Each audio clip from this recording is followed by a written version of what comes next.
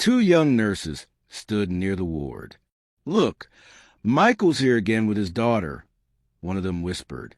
The little girl sat quietly in the children's corner, drawing with bright crayons. "Yeah, that's his fourth night shift in a row. Poor guy, he's not even local.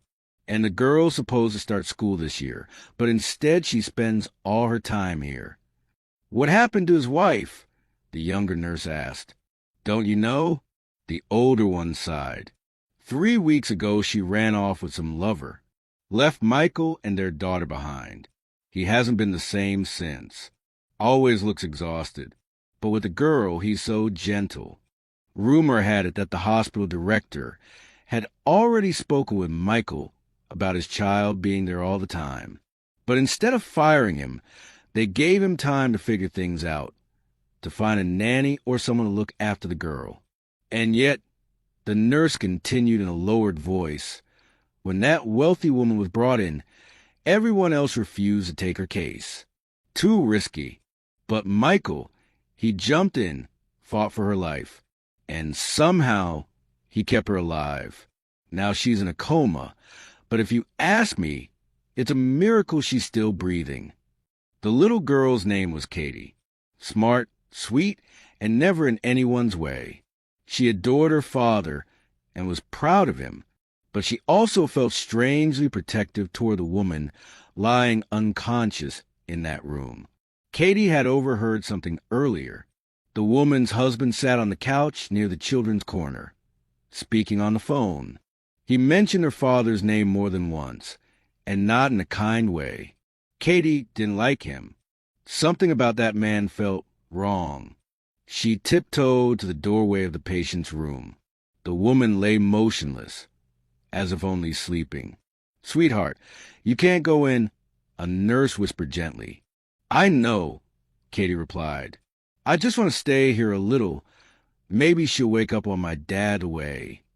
Inside her mind, the woman Valerie wasn't simply sleeping. She was trapped in a suffocating darkness, fighting desperately to break free. Valerie's spirits began to lift faster than anyone expected. Warmth returned to her soul, especially when Katie was near. They chatted endlessly until Michael entered the room. "Katie, I've been looking all over the hospital for you. What are you doing here?" "Sorry, doctor, it won't happen again," Valerie said quickly, squeezing the girl's hand. "Please don't scold her. She's wonderful. She helped me calm down, helped me think clearly again."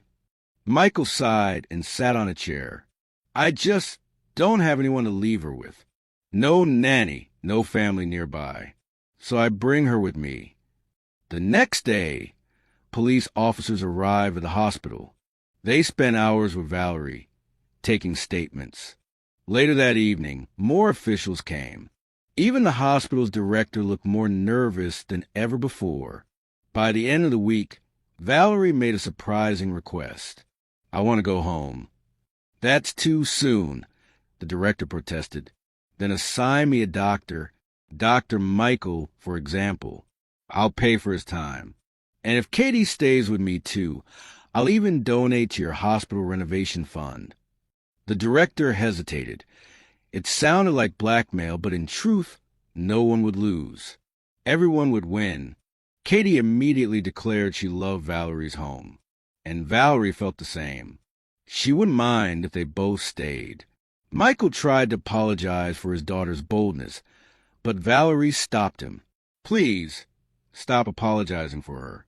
She's far wiser than many adults." Weeks later came the trial.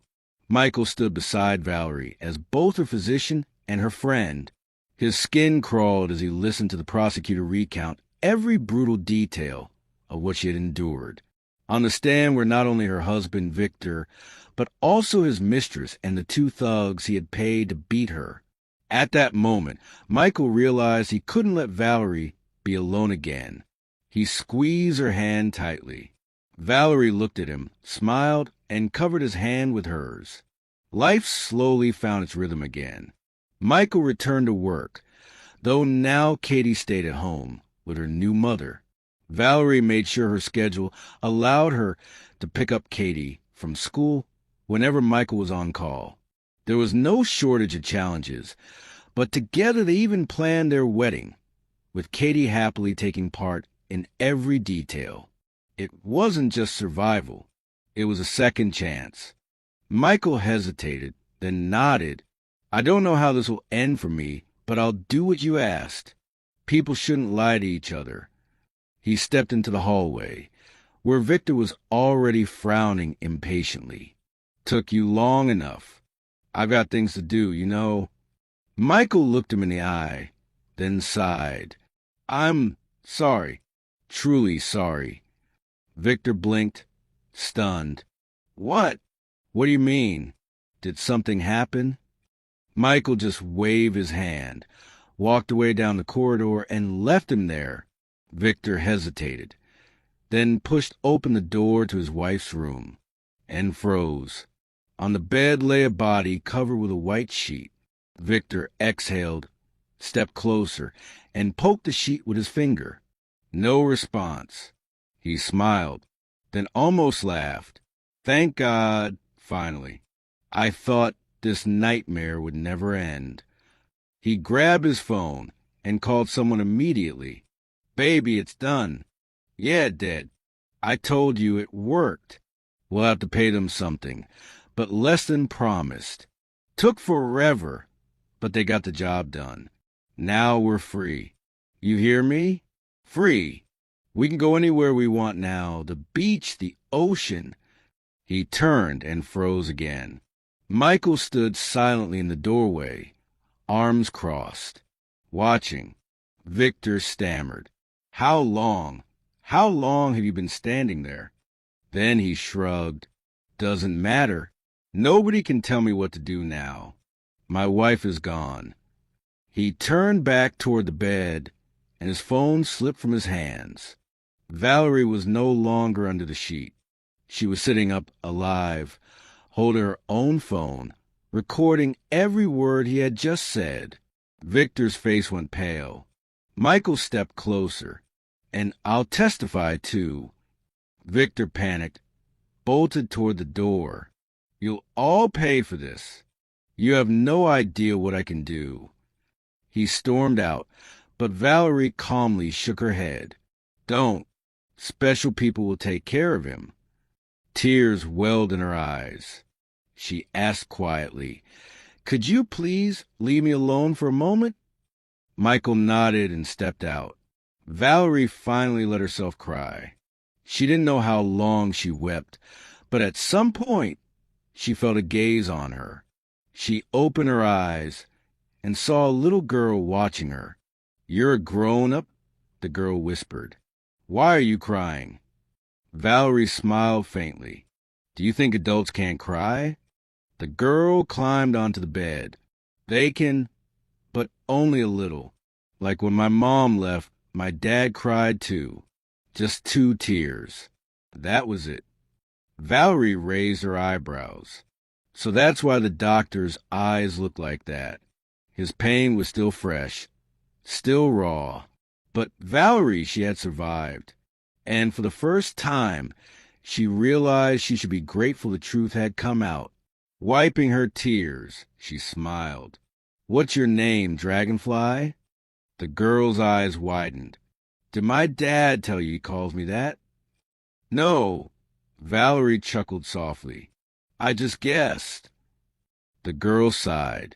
My name's Katie, but here, only my dad calls me Dragonfly. Valerie didn't understand. Where was Victor? Why wasn't he reaching out to her, helping her? He was supposed to be her beloved husband, the one who promised to protect her. But his hand never came, and Valerie had to fight the suffocating blackness on her own. Somewhere in the void, she heard voices. One of them was bright and gentle, like the sound of a little bell. A child's voice. If children were near, then maybe this place wasn't so frightening after all. Valerie forced herself forward. Her body exploded with pain, but it felt almost good. At least pain was real. better than the emptiness she'd been drowning in. She tried to open her eyes. A sharp ache sliced through her skull, and she couldn't hold back a groan. "Go get your dad," a girl's voice shouted. Moments later, Valerie felt someone's presence. A nurse's calm voice reached her. "Easy, you're in the hospital. Don't move suddenly. Do you hear me?" "Yes," Valerie whispered. Within seconds, footsteps rushed around her. The world returned. Bright lights, murmurs, hurried movements. Someone gave her an injection, and the stabbing pain dulled. Her mind cleared, though a deep, bone-aching exhaustion pulled her back into sleep. When she opened her eyes again, it was morning. The ceiling, the forward drip, the pale hospital walls. All of it looked beautiful compared to the darkness she'd just escaped. "How are you feeling?" a man asked softly. It was the doctor, Michael, about 40, with weary eyes and a faint smile. "I don't know. How long have I been here?" "Almost 3 weeks." Valerie froze. 3 weeks? Impossible.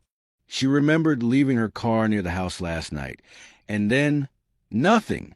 A fall into darkness. "And my husband? Where's Victor?" "He was informed yesterday you woke up. He should come today." "It was late when we called." Valerie shut her eyes. Late? If it were her in his place. She wouldn't have left his side for a second. Why wasn't he here? Something wasn't right. The door creaked open. "Valerie," a man's voice said. She turned. Victor. "Where have you been?" she whispered. "Val, you're here, but life doesn't stop. I have things to do." He sat by her bed without even a kiss or a touch. His phone rang. He glanced at her, muttered, "Sorry, important call," and stepped outside. He came back minutes later. "How are you feeling?" "Listen, I need to run. Important meeting." Without waiting for her reply, he left again. Valerie leaned back against the pillow. Interesting. The child's words echoed in her memory.